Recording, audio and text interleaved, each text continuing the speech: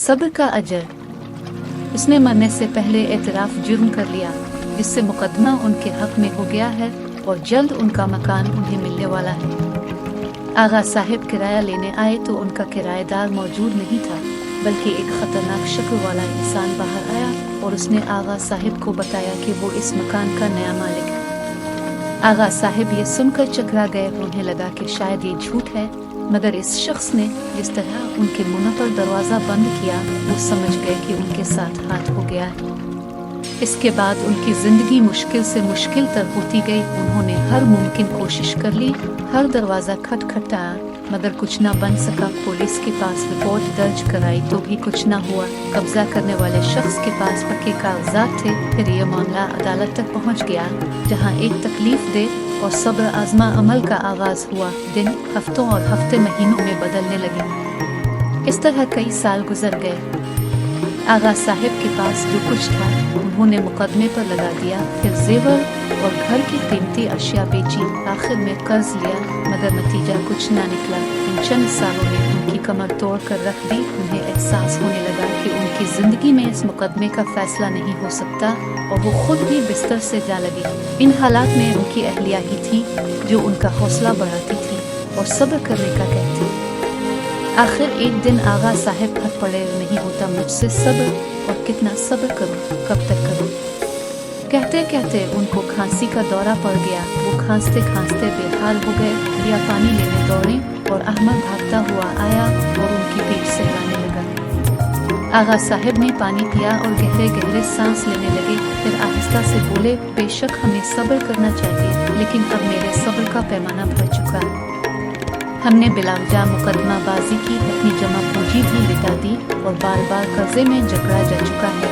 लिहाजा मैंने फैसला किया है कि अब हम मुकदमे का पीछा नहीं करेंगे और न किसी के खिलाफ हाई कोर्ट में अपील करेंगे। आगा साहिब ने आखिरी कोशिश की। चूँकि उनके पास मुकदमे की पैरवी के लिए अखराजात नहीं थे, लिहाजा उन्होंने जज साहिब को साफ बता दिया उन्होंने एक सरकारी वकील की खिदमात उनके हवाले कर दें, जो सुस्त रवि से मुकदमे की कार्रवाई को आगे बढ़ाता रहा, मगर मुखालिफ वकील हीलेबाजी के जरिए मुकदमे को तूल देता रहा।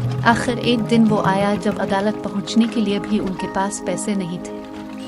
आगा साहिब अदालत न जा सके। शाम को वकील का फोन आया कि अदालत ने उनके तमाम सबूतों को मुस्तरद कर दिया है।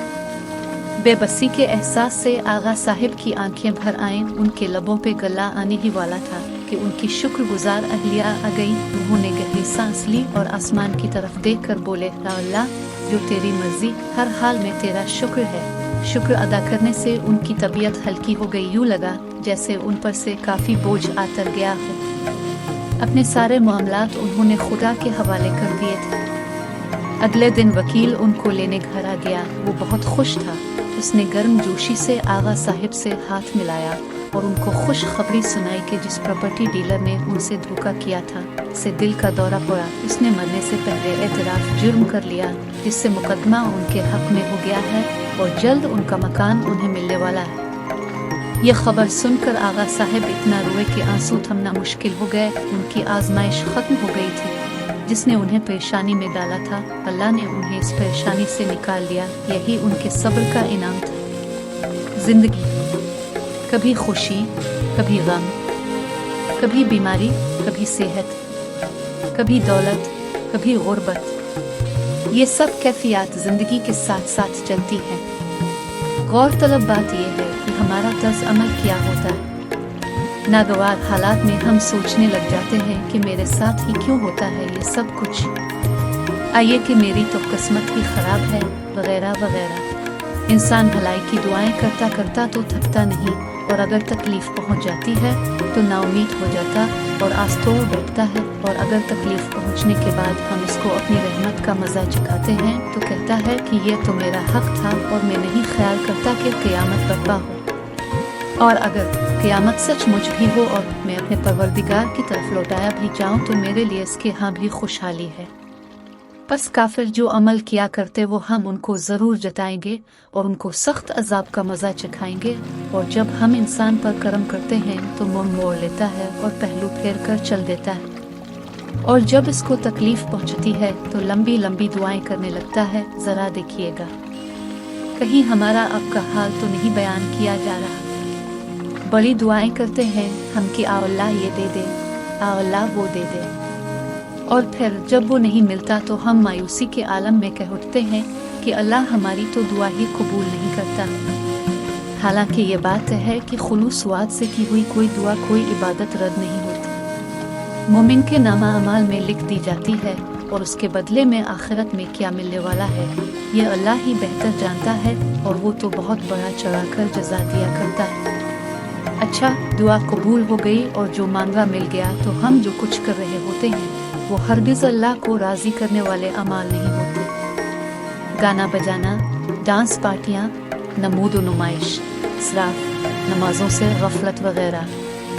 तो फिर अगर तकलीफ पहुँच जाती है तो फिर अल्लाह याद आ गया, तो बजाय अपनी बदअमालियों का जायजा लेने के अपने रब और तकदीर से शाकिर। इसी तरह कामयाबियों पर लंबे चौड़े दावे, मैंने ये किया, मैंने वो किया, और नाकामियों पर, अगर मैं यूं ना करता तो ये ना होता, अगर मैं ऐसा कर लेता तो ये हो जाता। क्या हम मुसलमान इस तरह की बातें नहीं करते? क्या ये सब तकदीर पर ईमान है? याद कीजिए, ईमान तो ये है कि बंदा अल्लाह पर, उसके फरिश्तों पर, उसकी किताबों पर, उसके रसूलों पर, आखिरत पर और हर राहता मुसीबत अल्लाह के हुक्म से नाजिल होने पर और मौत के बाद दोबारा जिंदा किए जाने पर ईमान लाए। तो मज़कूरा बाला कलिमात ज़बान से अदा करने वालों को फौरी तौर पर अपने ईमान की फिक्र करनी चाहिए। असल में हम अल्लाह ताला का शुक्र करना ही भुलाए बैठे हैं, क्योंकि जो कुछ नेमतें हम पर बरस रही हैं हम उनको गिना ही नहीं चाहते। अगर आपको अपनी ज़िंदगी से बहुत शिकायतें हैं, एक तजर्बा करें, इन तमाम नेमतों को लिखी जो आपके पास हैं। मैं देख सकता हूँ, सुन सकता हूँ, बोल सकता हूँ, चल सकता हूँ, लिख सकता हूँ, पढ़ सकता हूँ, अक्ल समझ रखता हूँ, खा पी सकता हूँ वगैरह।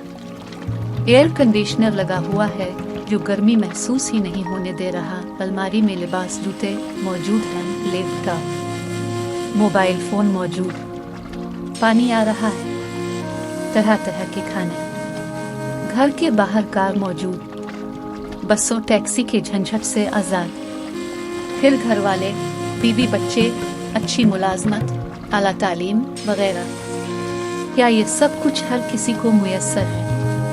आपको अंदाज़ा होगा कि आपको कौन कौन सी और कितनी नेमतें हासिल हैं। यकीनन इस लिखाई के बाद ज़िंदगी और ज़्यादा खुश व खुर्रम हो जाएगी। तो तुम अपने परवरदिगार की कौन कौन सी नेमत को झुठलाओगे? इतना सब कुछ मुयस्सर होने के बावजूद भी अल्लाह ताला का शुक्र अदा न करना, इसकी इबादत व बंदगी इख्तियार न करना और ज़रा सी मुसीबत पर चिल्ला उठना, इसे क्या कहा जाए सिवाय नाशुक्री के? तो क्यों ना जो कुछ हमें मुयस्सर है इसका मज़ा लें और अपने रब का शुक्र अदा करें। खुदा हाफिज़ दोस्तों।